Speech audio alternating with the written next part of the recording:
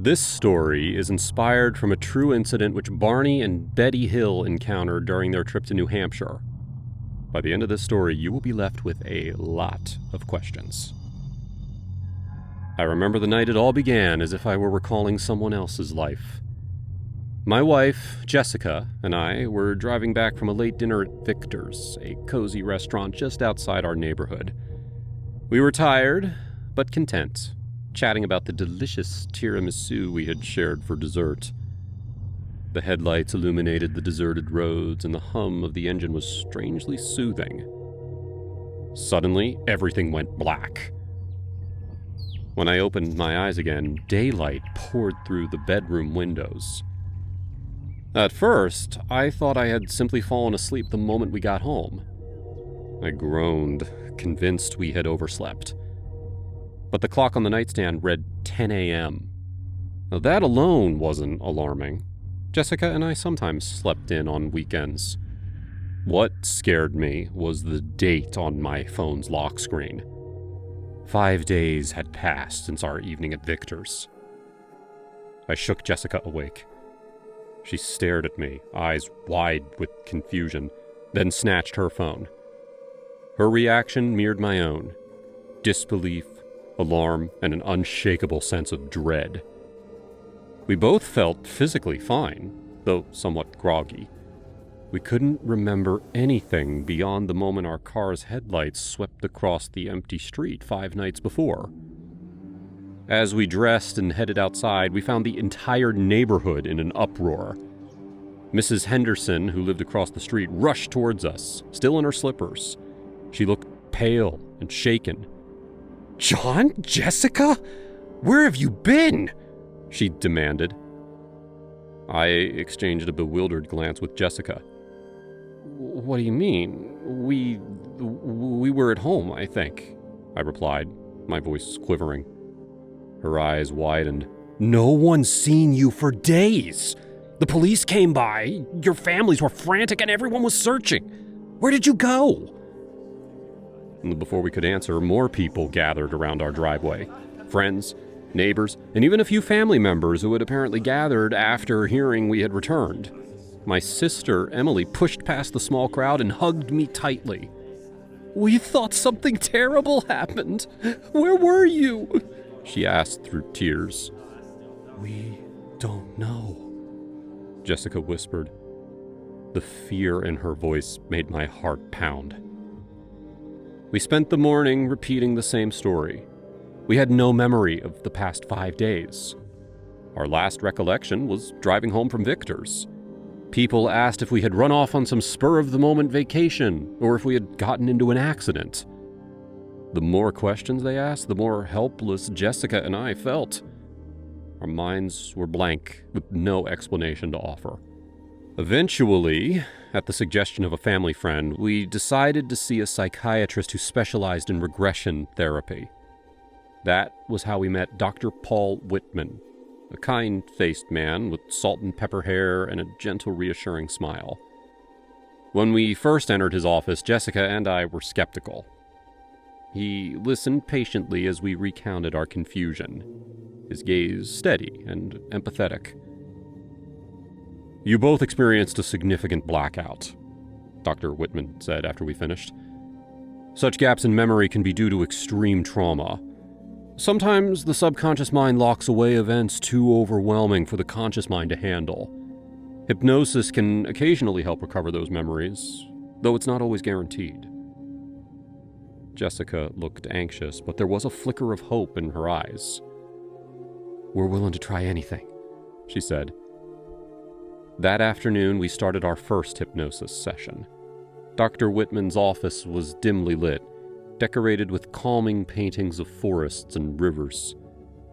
Jessica went first, lying back on the couch while Dr. Whitman guided her into a relaxed state with a soothing voice. "You're going back to the night you left Victor's," he murmured. "Can you see it?" She nodded, her voice distant, as though she were describing a dream. "We're in the car. The road is dark. The streetlights are flickering." "Then what happens?" the doctor prompted. There's a flash of light in the sky, Jessica continued. John and I pull over because it's so bright. We get out of the car, and... Oh, God! She shuddered, her eyes tightly shut. I see... shapes. They're small, with large heads. They're surrounding us. I felt a chill creep up my spine. Jessica's breathing grew ragged as she described being taken into a room that smelled strangely sterile. She spoke of voices, not in English, but some sort of telepathic hum that resonated in her mind. She mentioned lying on a cold surface, bright lights overhead, and being unable to move. In my own session, under the same hypnotic guidance, I recalled similar images. Luminous corridors, figures in silver suits, instruments examining my body. I spoke of questions I heard inside my head, questions about human life, emotions, and biology.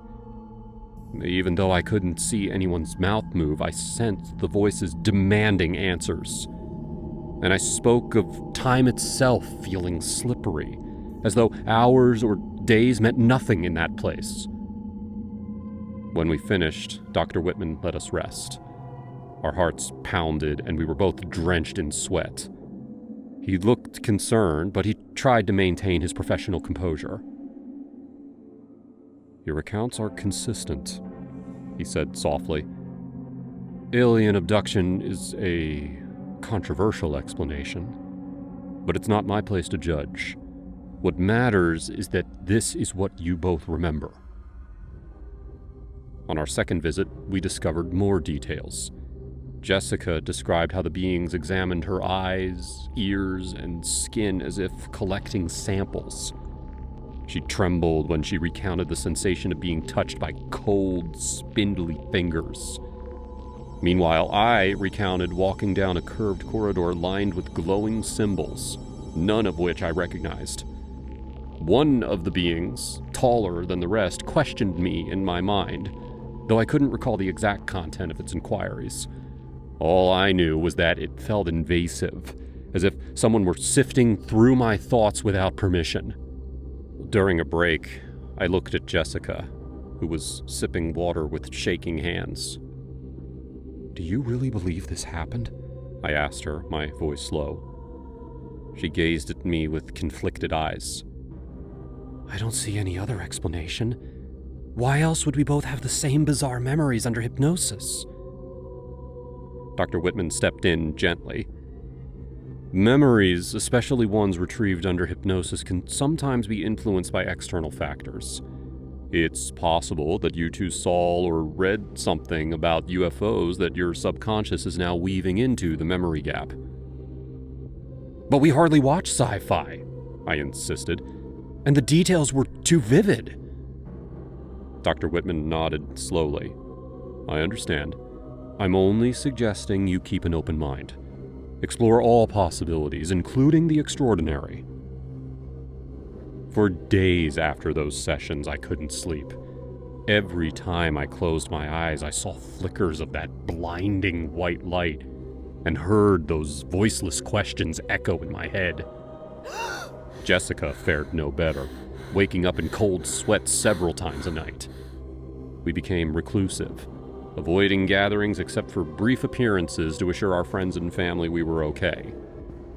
Our final session with Dr. Whitman offered a disturbing piece of closure. Under hypnosis, I recalled blacking out again after the examination. I saw the same flash of light that had signaled our abduction. Then, nothing.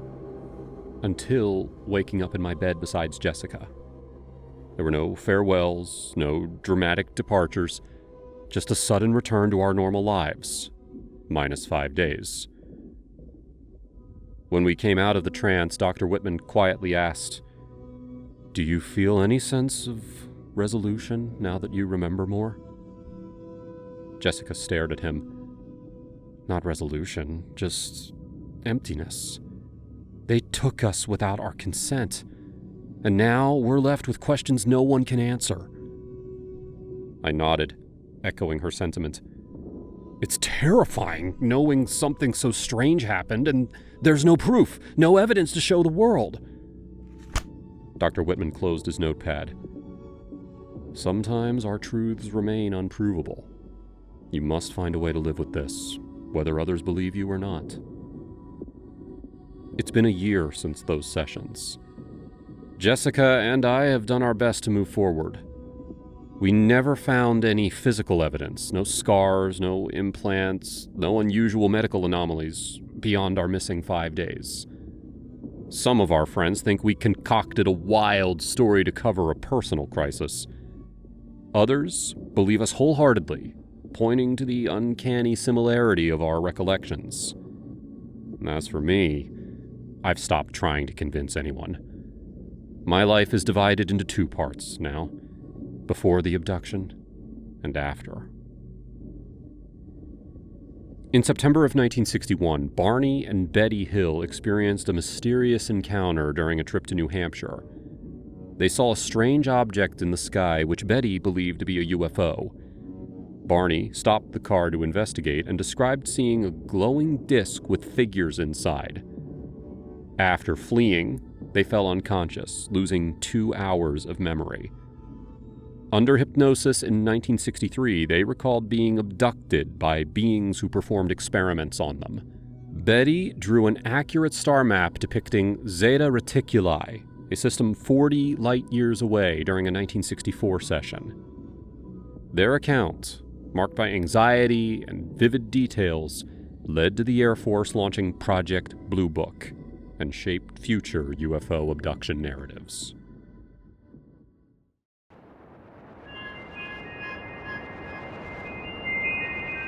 I dated Aaron for 3 years before we finally got married. I loved him more than anything. And even though things weren't as good when we'd first gotten together, we were still very happy.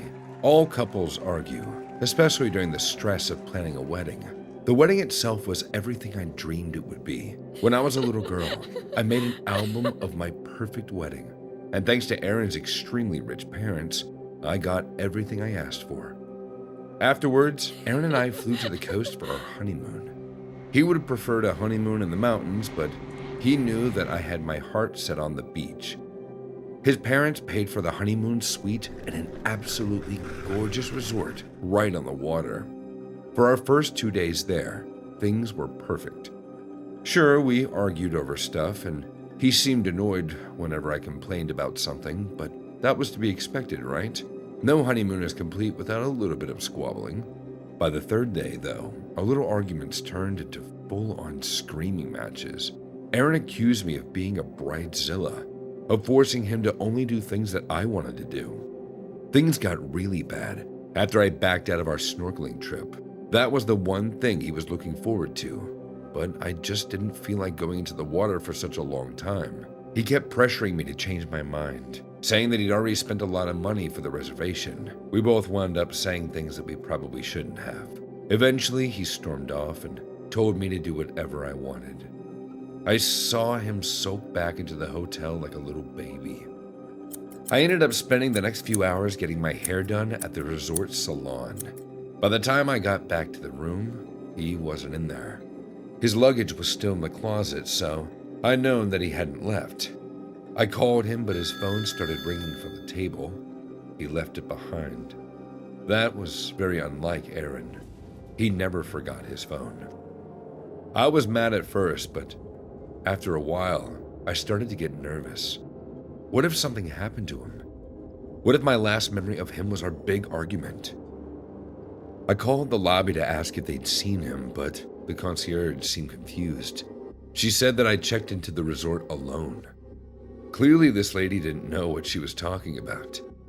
I took the elevator to the ground floor to talk to the workers directly. I recognized the receptionist from when we checked in, but she'd been snippy with me and I called her out on it. She should have remembered us. I told her that I was looking for my husband, but she said the same thing that the lady on the phone said, that I checked in by myself. She even showed some spreadsheet on her computer. I had the reservation for one, and it was under my maiden name. This was getting very strange. I asked a few others to help me, but they shrugged and walked away. Not sure what else to do. I went to the parking lot to see if our rental car was still there, and it was. If Aaron had somehow disappeared, then he didn't drive away. That's when I started getting really panicked. I felt like I was going crazy. Aaron was real. Despite all our bickering, we loved each other. And now everyone was acting like he never existed. The only explanation was that all the hotel staff were part of some conspiracy. They kidnapped him and were now gaslighting me. I pulled out my phone and called my sister. She'd remember Aaron. Unfortunately, she didn't answer. So I called some of our friends and they didn't answer either. Losing hope, I tried one more number, his mom. I was so excited when she answered, but that excitement immediately disappeared when she said that she had no idea who I was. She hung up the phone before I could even ask about Aaron. I stood in the parking lot, confused and scared. The sun was already setting, and I decided that the best thing to do was to go back to the room and wait for him to return. I didn't want to call the police yet. As I headed back to the elevator, someone grabbed my arm. I spun around and saw a young man that looked a little familiar. It took me a second to realize that he was the valet attendant that I sort of yelled at the other day. He looked around to make sure that no one was watching, and then handed me a folded piece of paper. "What's this?" I asked. He ran off without saying anything. I opened the paper and saw a message written in Aaron's handwriting. "Don't trust anyone. They're going to kidnap me and take me to the ocean. Please find me." The valet guy was long gone. I was completely on my own. I walked out of the parking lot and onto the main road. It took me 5 minutes to reach the beach, which was completely empty. Just an hour ago, it was bustling with people. I looked out into the ocean, but I didn't see anyone. Just the waves crashing against the shore. Then, I saw it. Far off the coast, its thin tower poked off of the horizon. I squinted to get a better look, and sure enough, there was a person tied to its side, his head hanging down, bobbing up and down with the ocean. He was either dead or unconscious. Without realizing what I was doing, I kicked off my shoes and ran into the water. It was cold, but I couldn't slow down. I started swimming as fast as I could, the waves crashing into me. Over and over, I kept going. My clothes were ruined, mascara leaking into my eyes. I could barely see. I swam for what felt like forever, but the buoy didn't seem to get any closer. My arms and legs throbbed, but I kept swimming. It must have been an hour before I finally made it to the buoy. Aaron's unconscious body was right above me. I clung to the base of the buoy and shouted his name. He didn't respond. With my last bit of strength, I hoisted myself onto the buoy and grabbed him by his shoulders. That's when I knew I made a big mistake. This wasn't Aaron. It was a dummy, wearing Aaron's clothes, tied to a buoy and flopping lifelessly. How could I have been so stupid? I wiped the water out of my eyes and looked closer at the dummy. It had a single piece of cardboard pinned to its shirt. On it read a short message in Aaron's handwriting. "Surprise. I think we should see other people."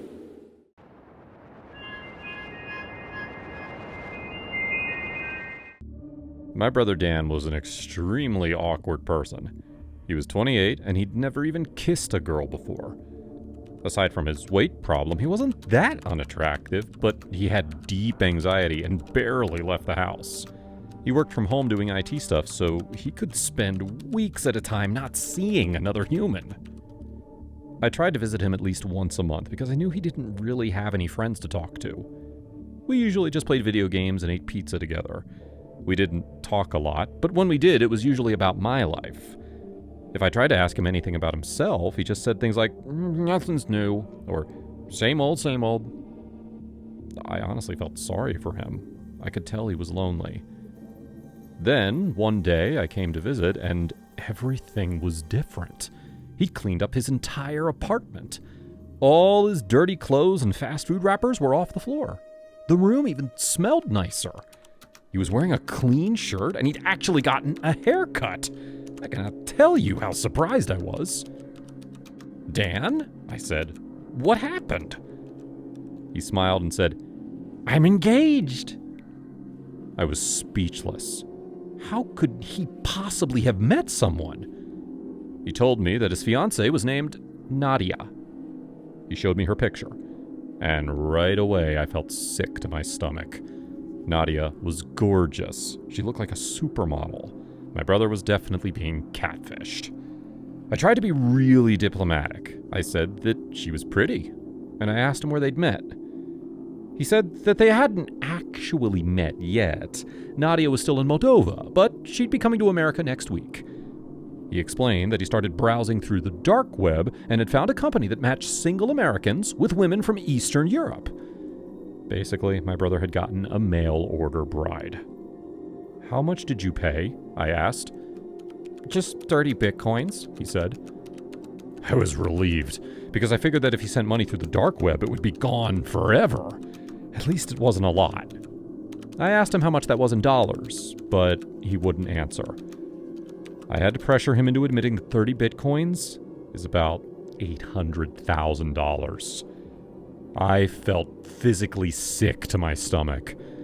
I tried to convince him to cancel the order. I explained that he was getting scammed out of his money. And even if he wasn't, this mail-order bride thing was illegal and immoral. I'd never seen my brother get so mad. He told me that I wanted him to stay alone forever. He said that I was just jealous, that I didn't want him to be happy. He ordered me to leave. After that, I kept calling him to see if he was okay. He never answered. I was so worried about him. Then, a week later, I couldn't handle it anymore. I went back to his house to check on him. I even practiced what I was going to say beforehand. I had to make sure that I could get through to him without sending him into another rage. I knocked on his door, and Nadia answered. She was even more beautiful in person. She was tall and thin, and she had dark, angry eyes. "Can I help you?" she asked. I introduced myself and asked if my brother was home. "He doesn't want to see you," she said, and slammed the door in my face. I kept knocking, but she didn't answer. After that, I called all our relatives to ask for help. I had no idea what to do. I didn't know if Dan was in trouble, but I had a terrible feeling in my stomach that something wasn't right. Everyone told me that I shouldn't worry. One of my cousins even said the same thing Dan told me, that I was acting jealous. But I wasn't jealous. I was just scared that Dan had made the wrong choice. Months passed, and Dan still wouldn't answer my calls or texts. I had to go back there in person. Once again, I knocked on the front door and Nadia answered. She recognized me right away and tried to close the door, but I stopped her with my foot. "Please," I said, "I need to see my brother." "He doesn't want to see you," she said. I could hear Dan in the other room. Obviously, he knew I was there. "Dan," I shouted into the apartment, "please let me in." "No," he shouted from the kitchen. "Just let me see that you're okay," I said. "Fine," he shouted. Nadia reluctantly opened the door just wide enough for me to look into the apartment. The place was still spotless, though a lot of the decorations on the walls were different. All his sci-fi posters were replaced by landscape paintings. It was nice, but it didn't look like Dan's style at all. Dan stepped into the living room. He was too far away for me to see him closely, but I recognized his face. He looked amazing. In the months since I'd last seen him, he'd lost a ton of weight. His body was lean and muscular. Even his complexion had cleared up. I'd never seen Dan look so good. Maybe Nadia was a good influence on him after all. "Wow," I said, "you look great. Please, can I come in?" He shook his head. Nadia kicked my foot out of the way and slammed the door shut. I had such mixed feelings. On the one hand, I knew that Dan was healthy. He looked healthier than ever. But on the other hand, his new fiancée was keeping me out of his life. I wanted to think that he was happy, but I couldn't be sure. For the next few weeks, that was all I could think about. I needed to find out a way to get Dan alone, to talk to him without Nadia nearby. If I could just get him to tell me he was okay, then I'd stop worrying. So I went to his apartment and parked across the street. I waited in my car for hours, until finally I saw Dan leave the apartment to take out the trash. He still looked thin and muscular. He was dressed in expensive clothes with cool, dark sunglasses. This was my chance. I ran out of the car and shouted his name. Dan! Dan! He looked at me for a second, and then raced back toward the apartment. I chased after him and grabbed him by the back of his clothes before he could get back inside. "Get off me!" he shouted. But it wasn't Dan's voice. He sounded deeper, and it had a Russian accent. I pulled the sunglasses off his face and took a good long look at him. This man wasn't my brother at all. He looked a bit like him, but up close I could tell that he wasn't the real Dan. I could even see very faint scars along his jawline, signs of some kind of plastic surgery. This man had gotten surgery to look like Dan. He was living Dan's life in America, but he was an imposter. He punched me right in the face. I fell against the railing. He spun around to rush back inside, but I couldn't let him get away. I ran after him and shoved him to the ground. "Where's Dan?" I asked. "I am Dan," he said in his accent. Nadia walked out of the other room. "What is going on?" she asked. As soon as she saw me, she screamed. She ran toward me, too. For a second, I thought they were both going to attack me, but instead, she grabbed fake Dan by the arm, shouting something to him in another language. Then, they both raced out of the apartment. I looked around Dan's apartment. I still didn't understand what was happening. I looked through the living room, and the bedroom, and the kitchen. There were no signs of my real brother. Then, I noticed that the kitchen had a new freezer in the corner. I pulled it open and saw Dan frozen inside. He was obviously dead. I called the police to report a murder, and then I completely broke down. I felt terrible that it had taken me so long to find out the truth. It's been months now, and I have no idea where Nadia and her imposter boyfriend went. I know they're still out there, and I worry that they'll do this all again. Find a lonely person and take over his life.